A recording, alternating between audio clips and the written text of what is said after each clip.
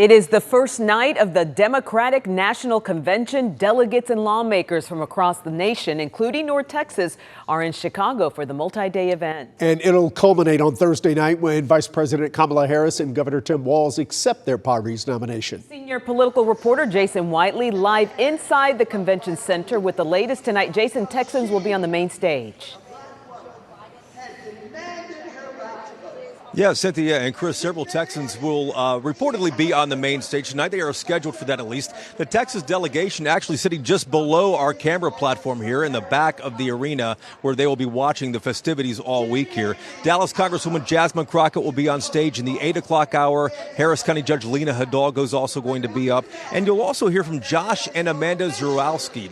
They are the Austin, Texas couple denied an abortion after their difficult pregnancy. And all of this just kind of giving an idea of the message that Democrats are hoping to send tonight. Texas Democrats taking a seat in the United Center tonight for a convention that this party could not have imagined just a few months ago. Now is the time for us to be bold. Now is not the time to let Trump get away with the outrage. Let's move on from it, and that takes standing up for the policies that we believe in.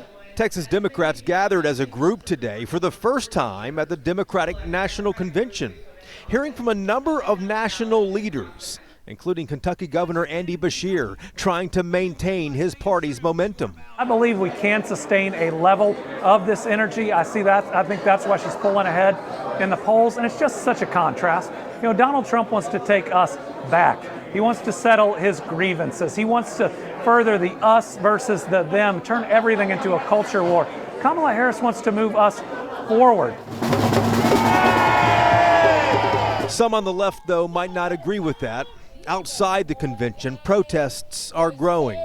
Thousands of people supporting Palestinian civilians demand Democrats end aid to Israel. To be honest, I don't know if it necessarily matters if they get the message.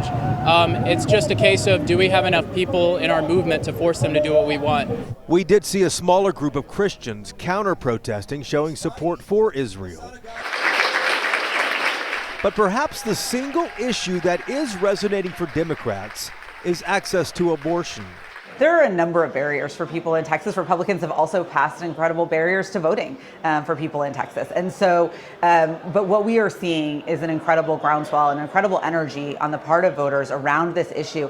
They want these rights back. That's true in Texas just as much as it is all over the country. This week-long pep rally is just the beginning for Democrats. Kamala Harris has successfully gained in the polls, but this presidential campaign remains close. And what happens in Chicago this week could determine which candidate succeeds in November.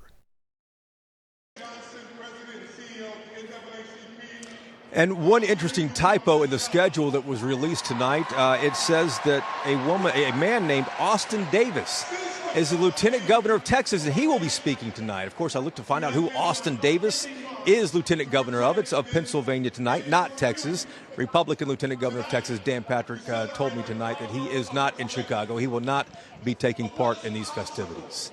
Chris, back to you. Shocked that he didn't get an invitation. Thank you very much, Jason. You can watch President Biden's keynote address at 9 p.m. here on WFAA, and make sure you download our streaming app, WFAA Plus. We'll post the speeches from each day of the DNC, and right now you can find each day highlights and speeches from the Republican National Convention last month. WFAA Plus is free to download on Roku, Apple, and Fire TV.